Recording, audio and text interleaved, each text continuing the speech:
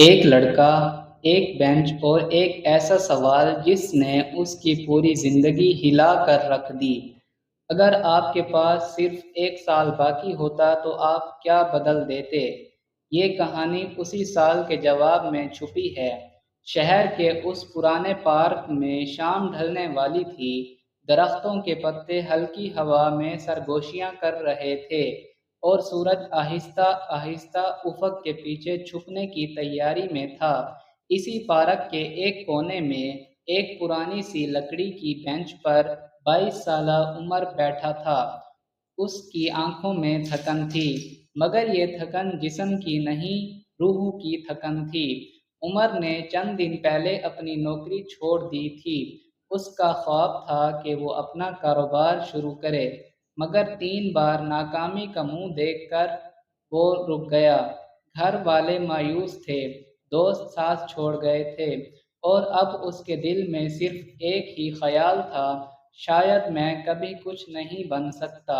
وہ سر جھکائے زمین پر بکھرے ہوئے پتوں کو گھور رہا تھا جب ایک نرم مگر بھاری آواز نے اسے چونکا دیا، بیٹا، اتنی خوبصورت شام میں اتنا اداس چہرہ کیوں؟ عمر نے سر اٹھایا۔ سامنے ایک بزرگ کھڑے تھے، سفید بال، جھریوں بھرا چہرہ، مگر آنکھوں میں ایک عجیب سی روشنی تھی، ایسی روشنی جو صرف ان لوگوں کی آنکھوں میں ہوتی ہے جنہوں نے زندگی کو بہت قریب سے دیکھا ہو۔ ان کے ساتھ میں ایک لکڑی کی چھڑی تھی اور چہرے پر ایک ایسا اطمینان جو عمر نے برسوں سے کسی کے چہرے پر نہیں دیکھا تھا۔ کچھ نہیں بابا جی، بس زندگی سے تھک گیا ہوں، عمر نے آہستہ سے کہا۔ بابا مسکرائے اور بغیر پوچھے اس کے ساتھ بینچ پر بیٹھ گئے۔ زندگی سے تھکنا اور زندگی کو ہار ماننا دو الگ چیزیں ہیں بیٹا، تم دونوں کو ایک سمجھ بیٹھے ہو۔ عمر نے حیرت سے ان کی طرف دیکھا۔ یہ الفاظ اتنے سادہ تھے، مگر ان میں ایک گہرائی تھی جو سیدھا دل میں اتر گئی۔ بابا، آپ کو کیا پتا میں کس حال سے گزر رہا ہوں؟ بابا نے اپنی چھڑی زمین پر ٹکائی اور دور ڈوبتے سورج کو دیکھتے ہوئے بولے، مجھے پتا ہے بیٹا، کیونکہ جو راستہ تم چل رہے ہو وہ راستہ میں بھی چل چکا ہوں۔ فرق صرف اتنا ہے کہ میں اس راستے کے آخر تک پہنچ چکا ہوں اور تم ابھی شروعات میں ہو۔ یہ کہہ کر بابا نے ایک گہری سانس لی، جیسے کوئی پرانی یادوں کا بوجھ اپنے سینے سے اتار رہے ہوں۔ جانتے ہو بیٹا، آج سے 25 سال پہلے میں بھی تمہاری طرح ایک بینچ پر بیٹھا تھا۔ میرا کاروبار برباد ہو چکا تھا، میری بیوی جو میری سب سے بڑی طاقت تھی بیمار تھی، اور میرے پاس اس کے علاج کے لیے پیسے نہیں تھے۔ میں نے اس رات آسمان کی طرف دیکھ کر سوچا تھا کہ شاید میری زندگی کا مقصد ہی ختم ہو گیا۔ عمر خاموشی سے سن رہا تھا، اس کے دل میں ایک عجیب سی ہلچل شروع ہو گئی تھی۔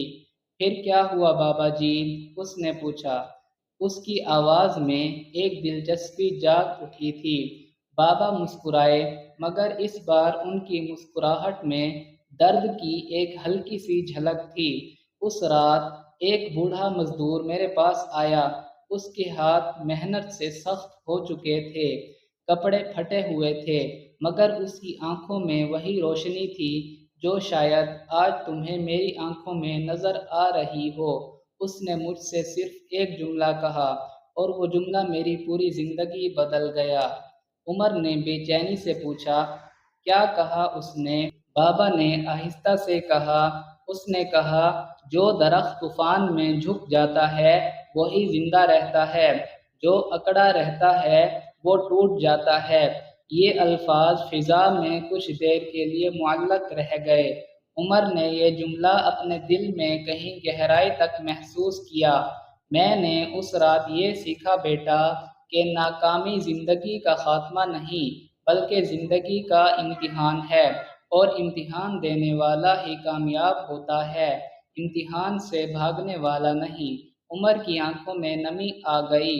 لیکن بابا جی، میں نے 3 بار کوشش کی، 3 بار ناکام ہوا، اب مجھ میں ہمت نہیں بچی۔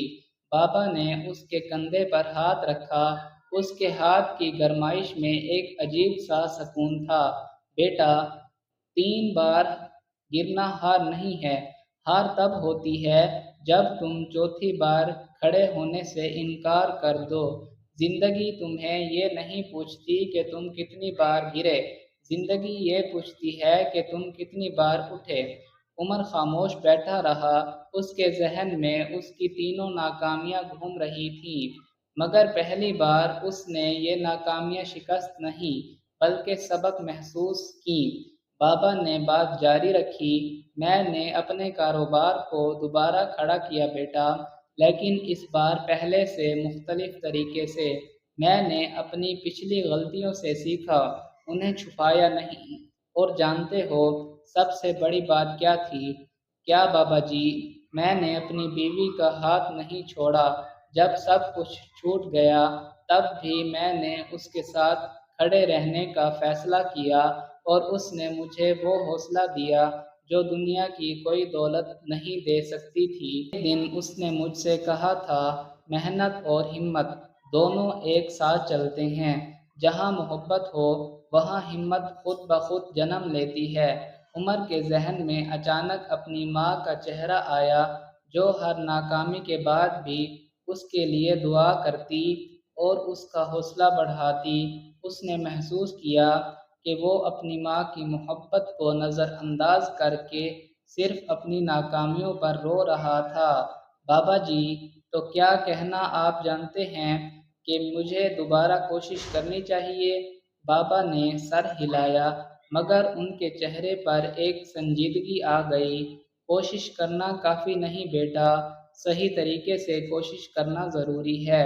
مجھے بتاؤ، تمہاری تینوں ناکامیوں کی وجہ کیا تھی؟ عمر نے کچھ دیر سوچا اور پھر بولا، پہلی بار میں نے جلد بازی میں فیصلہ کیا، دوسری بار میں نے صحیح لوگوں پر بھروسہ نہیں کیا، اور تیسری بار شاید میں نے خود پر بھروسہ کھو دیا تھا۔ بابا مسکرائے، دیکھو بیٹا، تم نے خود اپنی غلطیاں پہچان لیں، یہی سب سے بڑی کامیابی ہے۔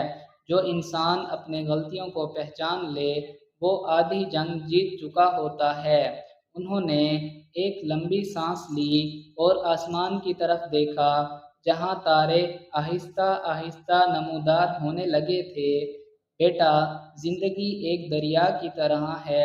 جو لوگ بہاؤ کے ساتھ سیکھتے ہوئے چلتے ہیں وہ سمندر تک پہنچ جاتے ہیں، اور جو بہاؤ کے خلاف صرف اپنی ضد پر اڑے رہتے ہیں وہ وہیں الجھ کر رہ جاتے ہیں۔ ناکامی کوئی دشمن نہیں، وہ ایک استاد ہے جو تمہیں سکھانے آتی ہے۔ سوال یہ نہیں کہ وہ کیوں آئی، سوال یہ ہے کہ تم نے اس سے کیا سیکھا۔ عمر کی آنکھوں سے آنسو بہنے لگے، مگر یہ آنسو دکھ کے نہیں، ایک عجیب سی راحت کے تھے۔ ایک ایسا لگ رہا تھا جیسے مہینوں کا بوجھ اس کے دل سے اتر رہا ہو۔ بابا جی، آپ کون ہیں؟ آپ اس پارک میں کیوں آئے؟ بابا ہلکا سا مسکرائے، میں کوئی خاص نہیں بیٹا، بس ایک عام آدمی ہوں جس نے زندگی کے کئی طوفان دیکھے ہیں، اور جب بھی مجھے کوئی ٹوٹا ہوا دل نظر آتا ہے میں رک جاتا ہوں، کیونکہ میں جانتا ہوں کہ الفاظ کا ایک صحیح جملہ کسی کی پوری زندگی بدل سکتا ہے، جیسے اس مزدور کے جملے نے میری زندگی بدل دی تھی۔ انہوں نے کھڑے ہوتے ہوئے کہا، بیٹا، یاد رکھنا، کامیابی اس شخص کی نہیں ہوتی جو کبھی نہیں گرا، کامیابی اس شخص کی ہوتی ہے جو ہر بار گر کر بھی مسکراتے ہوئے کھڑا ہوا۔ عمر بھی کھڑا ہو گیا۔ اس کے چہرے پر اب وہ تھکن نہیں تھی جو تھوڑی دیر پہلے تھی، اس کی آنکھوں میں ایک نئی چمک تھی۔ بابا جی، میں آپ کا شکریہ کیسے ادا کروں؟ بابا نے اس کی طرف دیکھا اور آخری بات کہی جو عمر کی زندگی کا سب سے بڑا سبق بن گئی، شکریہ ادا کرنے کا صرف ایک طریقہ ہے بیٹا، جب تم کامیاب ہو جاؤ تو کسی اور ٹوٹے ہوئے دل کے پاس رک جانا، جیسے میں آج تمہارے پاس رکا، کیونکہ محبت اور حکمت جب بانٹی جاتی ہے تب ہی وہ اصل معنوں میں زندہ رہتی ہے۔ یہ کہہ کر بابا آہستہ آہستہ چلتے ہوئے پارک کے اندھیروں میں گم ہو گئے۔ عمر وہیں کھڑا رہا، ان کے پیچھے دیکھتا رہا جب تک وہ نظروں سے اوجھل نہ ہو گئے۔ اس رات عمر گھر واپس گیا، مگر وہ عمر پہلے جیسا نہیں رہا تھا۔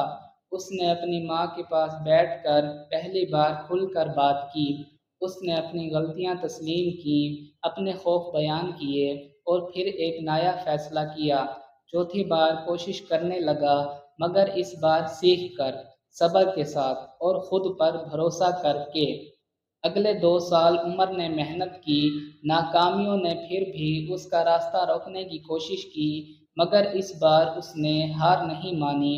اس نے اس بزرگ کی باتیں اپنے دل میں زندہ رکھیں اور آخر کار وہ دن آیا جب اس کا کاروبار کامیابی سے چل نکلا، مگر عمر نے کامیابی کے بعد بھی وہ بات نہیں بھلائی۔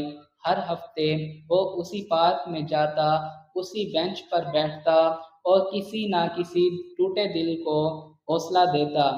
وہ کبھی اس بزرگ کو دوبارہ نہ ڈھونڈ سکا، مگر اس کی باتیں، اس کی حکمت عمر کی روح کا حصہ بن چکی تھیں۔